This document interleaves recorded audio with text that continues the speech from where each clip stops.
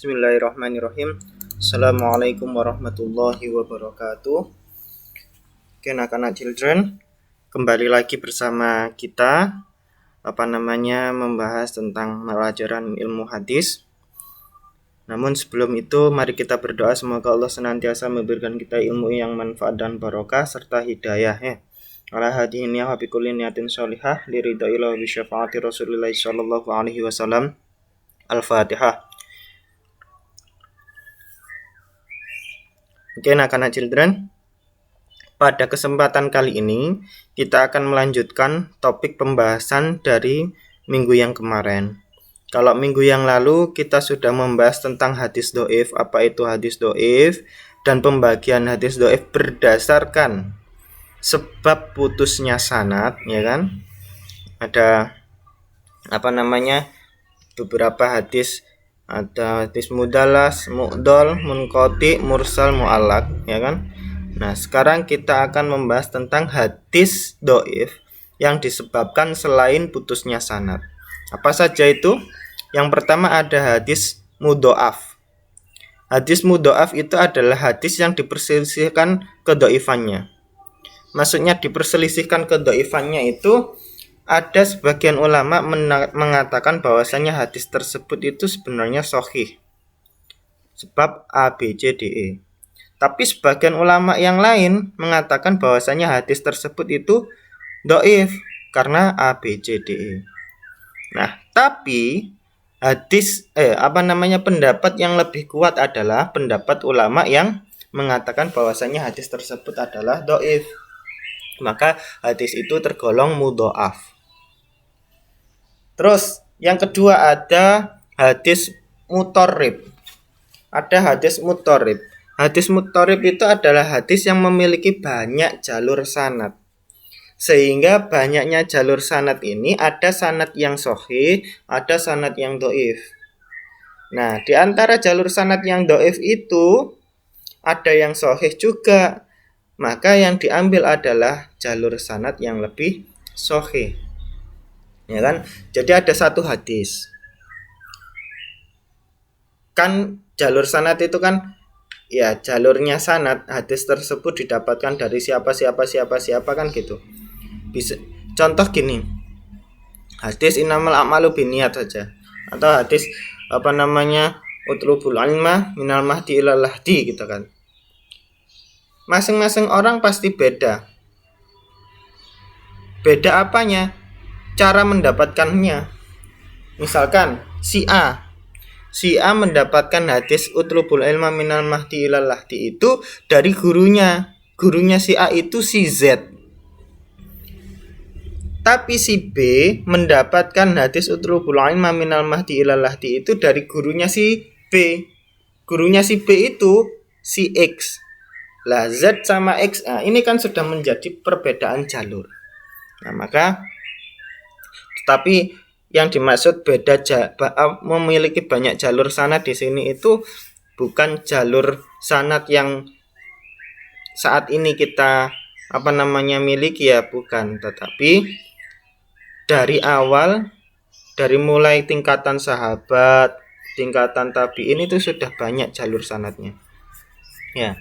Nah, maka ketika ada hadis yang demikian, yang diambil adalah hadis dengan jalur sanad yang paling sahih. Nah, hadis yang dengan jalur sanad yang paling sahih ini juga namanya hadis mutharrib. Hampir sama dengan hadis mudho'af. Cuman kalau hadis mudho'af itu satu sanad, satu jalur ya. Terus kemudian diperselisihkan. Iki dhaif sebab sanate ngene. Iki sahih sebab ya gak ngono juga sanate, nah dan sebagainya, atau isinya benar sesuai dengan logika dan lain sebagainya. Ya, itu mudho'af sama mutharrib hampir sama tapi beda.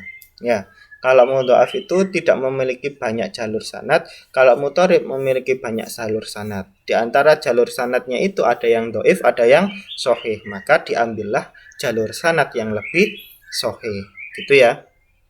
Paham ya sampai sini ya? Terus yang ketiga, hadis maqlub. Apa itu hadis maklub? Hadis dhaif yang terbolak-balik baik sanadnya atau matannya. Maksudnya terbolak-balik itu gini. Contoh ini misal, ada sebuah hadis, berbuat baiklah atau bersedekahlah secara sembunyi-sembunyi, sehingga apa yang diberikan tangan kanan tidak diketahui oleh tangan kiri. Itu kan hadisnya kan gitu. Apa yang diberikan tangan kanan tidak diketahui oleh tangan kiri. Nah, ini bisa menjadi kebalikannya.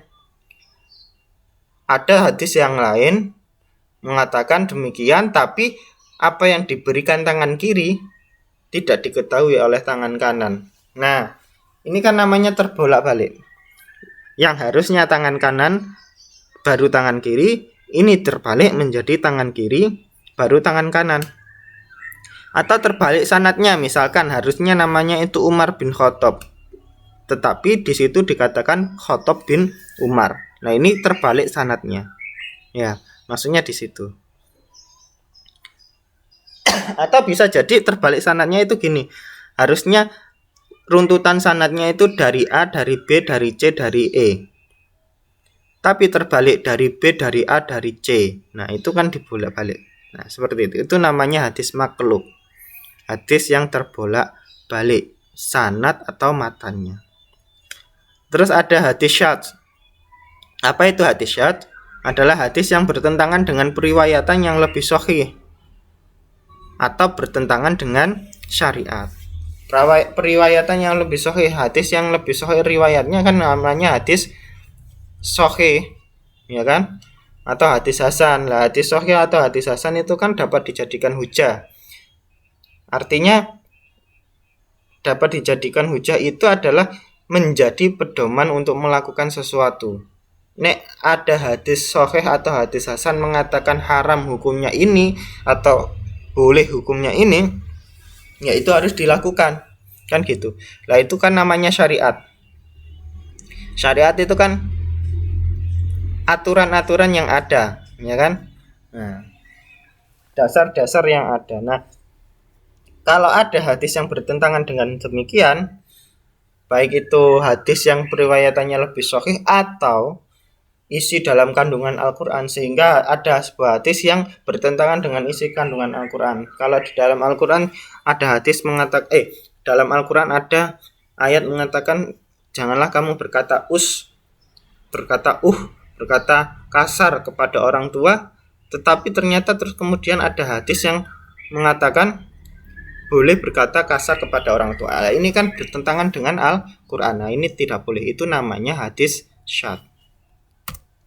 Terus ada hadis ilat, hadis dhaif yang bertentangan dengan logika berpikir. Harusnya segala sesuatu itu ketika dilempar ke atas, ya mesti turun. Kecuali benda itu adalah benda yang tidak memiliki massa. Contohnya adalah udara, atau contohnya adalah beluk, asap, ya kan? Asap itu tidak bisa ke bawah, dia ke atas mulu. Dia tidak memiliki massa. Lah, benda-benda yang memiliki massa ketika dilempar ke atas, ia nanti akan jatuh juga ke bawah, kan gitu.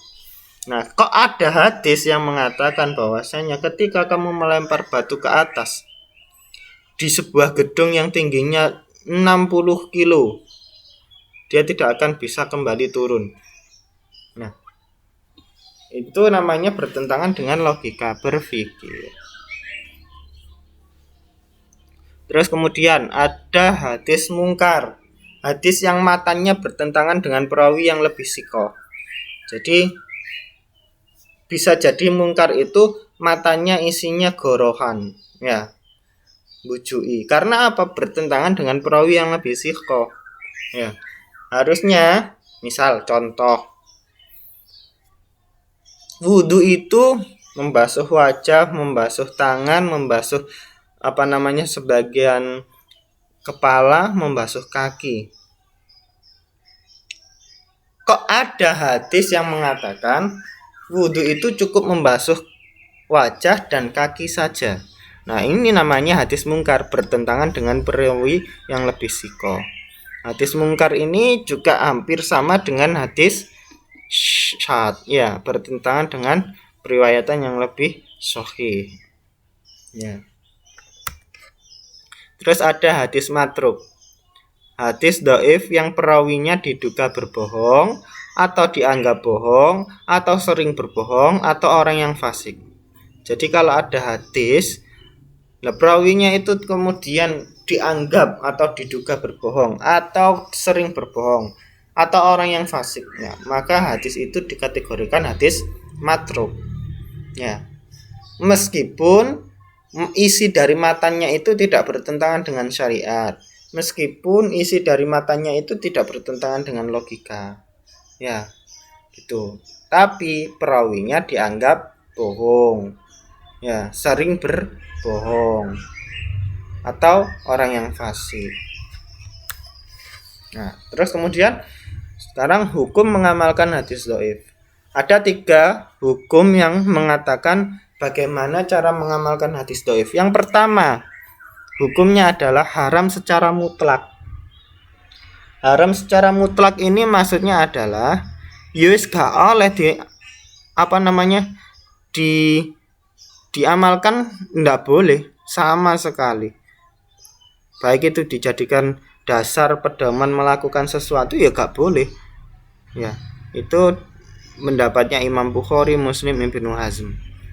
Terus yang kedua, hadis dhaif itu boleh secara mutlak untuk diamalkan. Artinya apa? Ya dijadikan hujah boleh, ya dijadikan pedoman melakukan sesuatu boleh, baik itu yang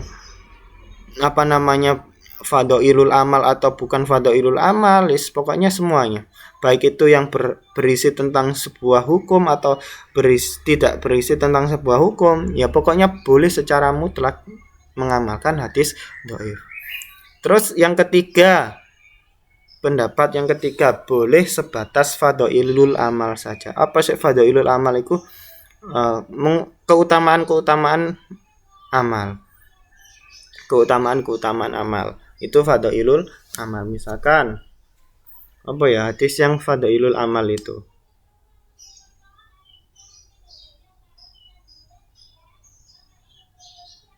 Saya lupa. Contohnya hadis tentang fadhailul amal. Ya, itu pendapatnya Ibnu Hajar Al-Asqalani, ya. Jadi kok ada hadis yang mengatakan misalnya gini,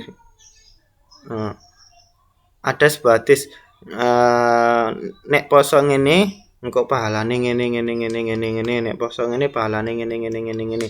Nah, itu terus kemudian menjadikan semangat orang untuk berpuasa. Lah berpuasa itu kan ya enggak ada salahnya, ya kan? Kecuali di hari-hari tasyrik, di hari-hari yang diharamkan berpuasa, itu namanya bertentangan dengan syariat kan, yang gitu. Maksudnya kan gini, poso tanggal 1 sampai tanggal 10 Syawal itu kan bukan hari tasyrik.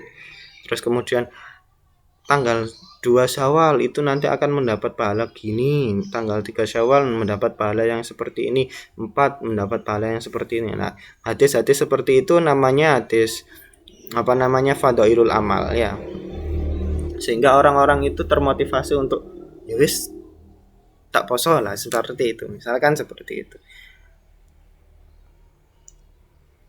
Dhaifnya itu bukan berarti puasa Syawal itu dasarnya hadisnya dhaif. Bukan puasa Syawalnya yang dhaif, tapi keterangan kalau puasa ini tanggal sekian nanti pahalanya gini. Nah, itu yang kebanyakan menjadi hadis dhaif itu di situnya. Keterangannya itu. Nah, kalau saya pribadi, saya lebih condong ke ini, boleh sebatas fadhailul amal. Tetapi kita itu kan sudah muslim sejak lahir. Atau gini, kita kan sekarang bisa berpikir, sudah bisa menentukan mana yang baik dan mana yang buruk. Maka ketika kita mengamalkan sesuatu, ya kan, maka jangan mengharap upah dari amalan tersebut. Misalkan contoh puasa Rajab tanggal 1, nanti dihapuskan dosanya bla bla bla bla. Nah, maksud saya itu ya jangan puasa sebab mengharapkan itu tadi. Oh, nek poso Rejeb engko dosane dihapus. Ya jangan berpuasa sebab itu. Tapi berpuasalah sebab ingin mencari ridhonya Allah. Wis ngono ae. Ya, melakukan segala sesuatu ya wis lakoni karena ingin mendapat ridhonya Allah. Tak mau cowaki ben rezekine dilancarno.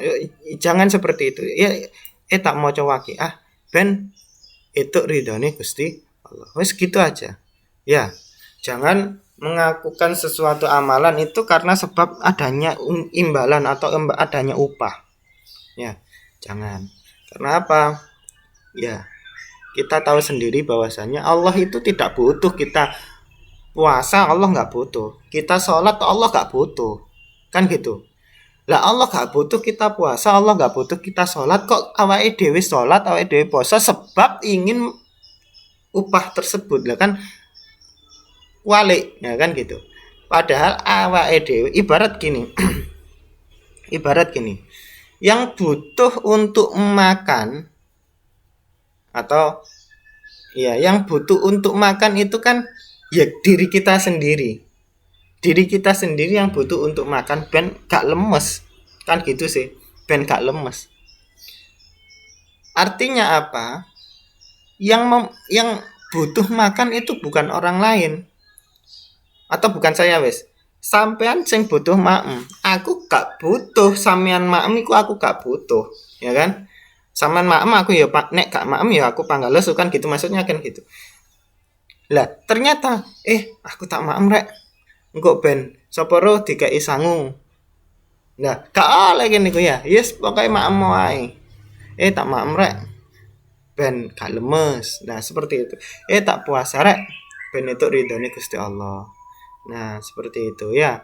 Lawang Allah itu gak butuh awake dhewe salat. Allah gak butuh awake dhewe puasa. Yang butuh salat, yang butuh puasa itu kan awake dhewe. Lah kok awake dhewe salat, awake dhewe puasa karena mengharapkan sebuah imbalan doh. Lah piye sih maksudnya? Allah gak butuh kita sholat kok awake dhewe sholat malah kepingin njaluk imbalan. Ya apa? Ya. Jadi ya wis lah nek kepingin puasa Rejeb ya puasa aja. Lebih baik puasa. Ya. Artinya saya mengajak kalian untuk ayo naik ke tingkat yang selanjutnya bahwasanya motivasi beribadah itu bukan sebab mendapatkan pahala ini, mendapatkan pahala itu, tetapi motivasi beribadah itu sebab karena memang kita butuh beribadah kepada Allah. Sebab karena kita butuh ridhonya Gusti Allah kan gitu. Ya. Jadi gitu. Lah, berarti salah dong orang yang beribadah karena motivasinya ingin ini, ya gak ada salahnya juga gitu loh, gak ada salahnya juga. Hanya saja itu tingkatannya adalah tingkatan-tingkatan orang yang koyok-koyok cek kait beribadah sehingga butuh motivasi. Ayo rajin belajar ben ringking siji misalkan seperti itu. Ya. Nah, sehingga dalam meriwayatkan hadis dhaif itu haram hukumnya menggunakan ungkapan yang meyakinkan. Artinya meyakinkan itu ini ada sebuah hadis. Qala Rasulullah sallallahu alaihi wasallam. Iki qala Rasulullah loh. Padahal sing dimaksud adalah hadis dhaif. Ini enggak boleh. Ya. Lah, tetapi menggunakan ungkapan-ungkapan yang menunjukkan keraguan-raguan. Wakilah dan dikatakan. Wis ngono dak ae wakilah dan dikatakan bahwasanya ngene lah seperti itu. Ojo wakilah dan dikatakan oleh Rasulullah. Jangan gitu juga.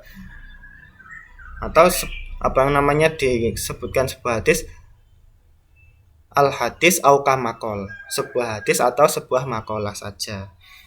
Seperti itu. Ada sebuah hadis atau sebuah makalah atau semacamnya itu mengatakan bahwasanya bla bla bla bla bla. Nah, kalau seperti itu nggak apa-apa. Menunjukkan keraguan-raguan itu maksudnya di situ. Jadi tidak diyakinkan bahwasanya itu adalah sebuah hadis dari Rasul, tidak. Karena itu adalah hadis dhaif. Jadi cara meriwayatkannya seperti itu. Ya. Beda kalau hadis sahih ya dikatakan ada sebuah hadis qala Rasulullah sallallahu alaihi wasallam, lah itu namanya hadis sahih karena hadis sahih.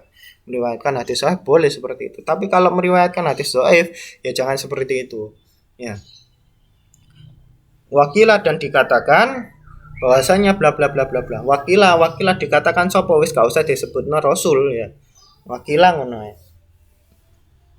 Atau ada ungkapan bla bla bla bla bla bla al hadis au kamakol, sebuah hadis atau sebuah makalah. Nah seperti itu ya. Oke, mungkin cukup sekian pertemuan kali ini. Apabila ada salah kurangnya saya mohon maaf. Wassalamualaikum warahmatullahi wabarakatuh.